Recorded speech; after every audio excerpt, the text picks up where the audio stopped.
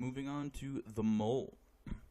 The mole is the number of carbon atoms in exactly, remember there's that term exact, so in terms of sig figs, this has an infinite, ooh, that's a wonderful infinity sign, an infinite number of sig figs. Exactly 12 grams of carbon 12. Notice that it's the kind of carbon that has 6 neutrons. So a mole refers to a number, right? It's an amount. It's the number of carbon atoms in exactly 12 grams of carbon 12. The number is a number that you know already, 6.022 times 10 to the 23rd. And there are more digits behind here if we wanted to get extraordinarily precise, but we don't need to. For these types of calculations, 3 significant figures or 4 significant figures is more than enough. So a mole actually means this number. So if I say there are a mole of atoms, I'm telling you how many atoms there are, just in the same way that a dozen means 12 and a couple means 2. So this number here, the number that a mole refers to, is also known as Avogadro's number, 6.022 times 10 to the 23rd. It's the number of particles in a mole of anything, right? So this number is very, very useful as we go forward. Now, full disclosure, I did not create these note packets. These are actually created by the National Math and Science Institute. Their science director, Renee McCormick, put these together. And when she does her teaching, she actually doesn't use the factor label method of dimensional analysis. She actually uses a table method, which she actually says when we work on equilibrium problems towards the end of the year, we're going to be using this table method. And this is a paragraph where she's basically saying as she goes and she teaches the rest of this, she's not going to be doing dimensional analysis. She's going to use the table math to do the stoichiometric calculations. I'm not going to do that. I'm going to stick with the factor label method of dimensional analysis because that's what we did in Gen Chem, and I want to keep that going. Also, to be perfectly honest, I can do the table math to do these equilibrium problems, but not necessarily to do a typical stoichiometric calculation. So that's what this is talking about right here. So let's not dwell on that too much.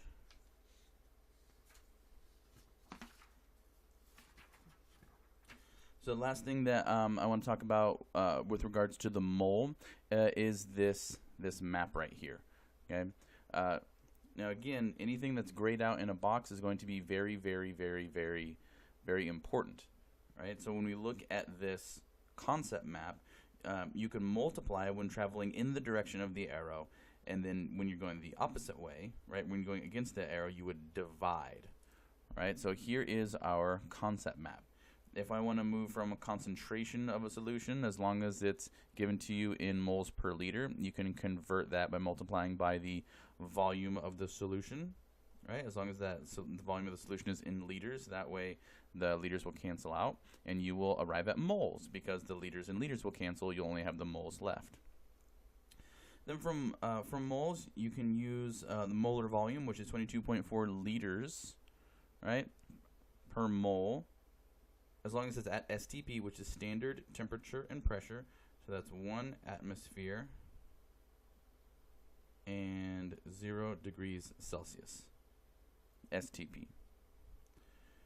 And then you can multiply the number of moles by this value, right, molar value, or sorry, volume, and you'd get the volume of that gas.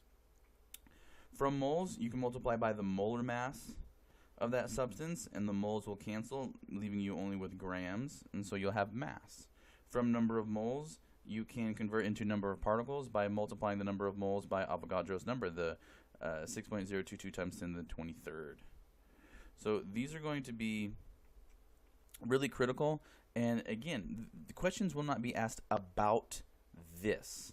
These are going to be things that you'll have to do in order to solve the problem that they're asking you to solve.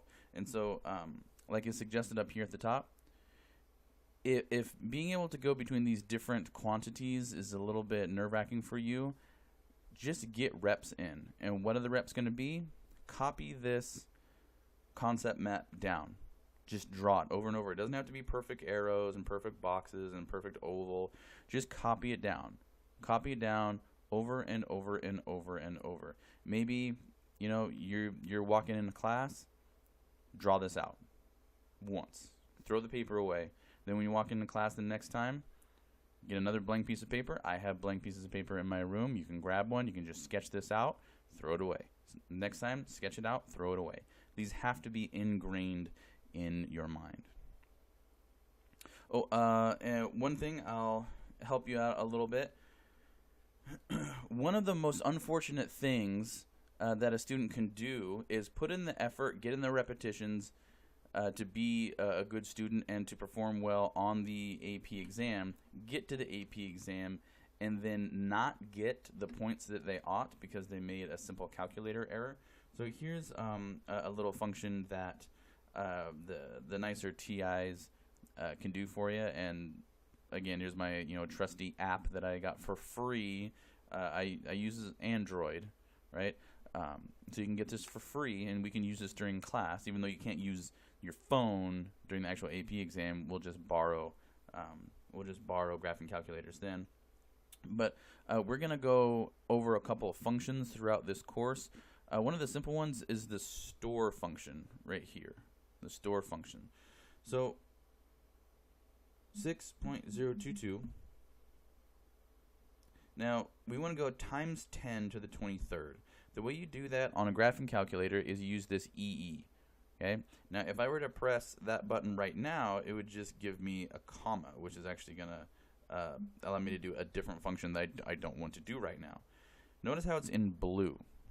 That means I have to press the second button. Right? See how the cursor has changed?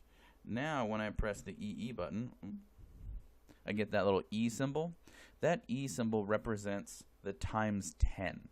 The times 10.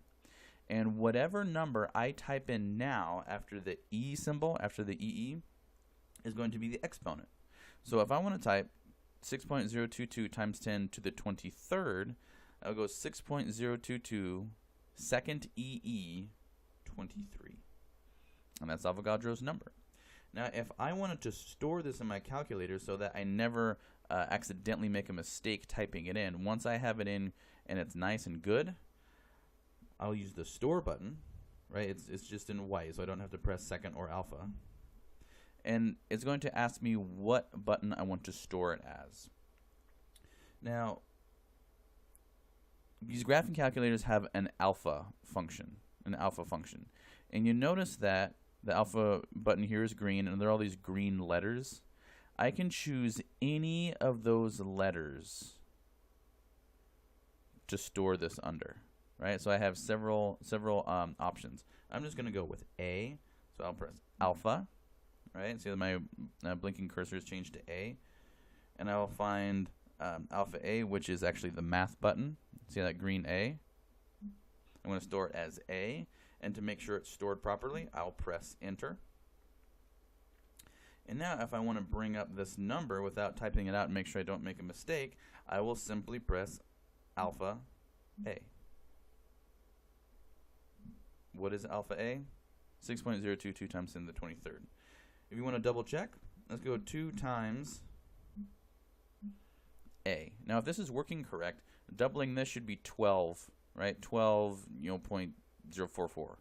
Okay, 12.044. Are you guys seeing that? Just a simple times in that by 2. There you go. 12.044. Now they went ahead. The calculator went ahead and moved the decimal, so it'd be in proper scientific notation because it moved the decimal once. So now it's to the 24th. But we see that it's working properly. So now, if I really want to, I never have to type in the entirety of Avogadro's number ever again. So, what can I say except you're welcome?